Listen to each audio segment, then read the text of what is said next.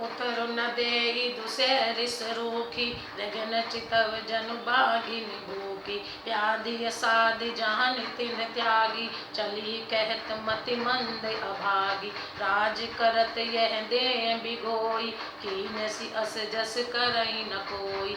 एहि विधि बिल पहि पुर नर नारी, देहि कुचालहि कोटिक गारी।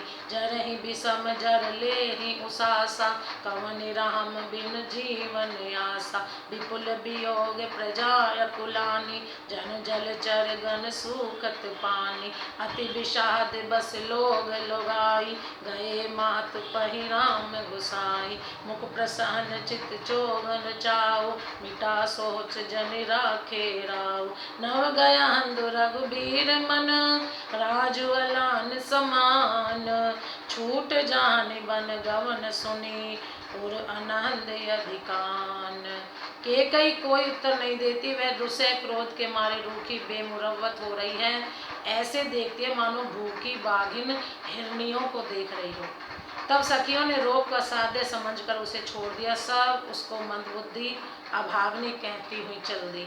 राज्य करते हुए इस केकई को दैव ने नष्ट कर दिया। इसने जैसा कुछ किया वैसा कोई भी न करेगा। नगर के सब स्त्री पुरुष इस प्रकार विलाप कर रहे हैं और उसको चाली केकई को करोड़ों गालियां दे रहे हैं। लोग विषम ज्वर भयानक दुख की आग से जल रहे हैं। लंबी सांसें लेते हुए वे कहते हैं कि श्री रामचंद्र जी के बिना जीने की कौन आशा है। महान वियोग की आशंका से प्रजा ऐसी व्याकुल हो गई है, मानो पानी सूखने के समय जलचर जीवों का समुदाय व्याकुल हो।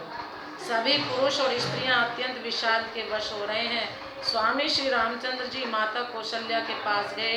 उनका मुख प्रसन्न है और चित्त में चौगुना चाव उत्साह है। यह सोच मिट गया है कि राजा कहीं रख न ले।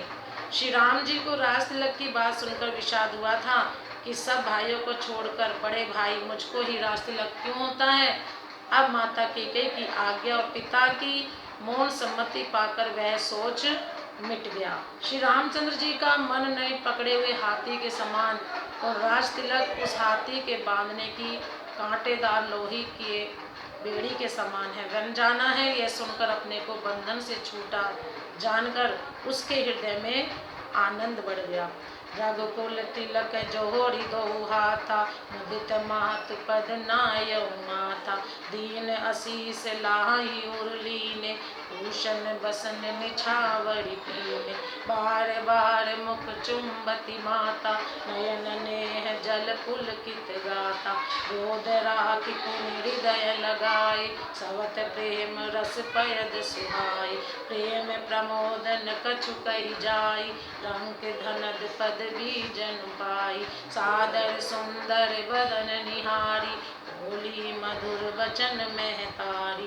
कहूँ तात जननी बलिहारी, कबहि लगन मुद मंगलकारी। सुकृत जीव सुकृत शील सुख सीम सुहाई, जन्म लाभ कई अवधि अघाई। जेहि चाहत नर नारी सब, अति आरत एहि भांति। जिमि चातक चातकी तृषित, वृष्टि शरद ऋतु स्वाति। रघुकुल तिलक श्री रामचंद्र जी ने दोनों हाथ जोड़कर आनंद के साथ माता के चरणों में सिर नवाया। माता ने आशीर्वाद दिया, अपने हृदय से लगा लिया और उन पर गहने तथा कपड़े न्यौछावर किए। माता बार बार श्री रामचंद्र जी का मुख चूम रही है। नेत्रों में प्रेम का जल भराया है और सब अंग पुलकित हो गए हैं। श्री राम को अपनी गोदी में बिठाकर वे हृदय से लगा लिया।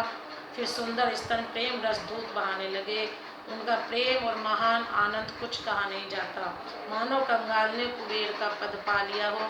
बड़े आदर के साथ सुंदर मुख देखकर माता मधुर वचन बोली, हे तात माता बलिहारी जाती है, कहो वह आनंद मंगलकारी लग्न कब है, जो मेरे पुण्यशील और सुख की सुंदर सीमा है और जन्म लेने के लाभ की पूर्णतम अवधि है, तथा जिस लगन को सभी स्त्री पुरुष अत्यंत व्याकुलता से इस प्रकार चाहते हैं जिस प्रकार प्यास से चातक और चात की शरद ऋतु के स्वाति नक्षत्र की वर्षा को चाहते हैं। प्रेम से बोलो जय श्री राम।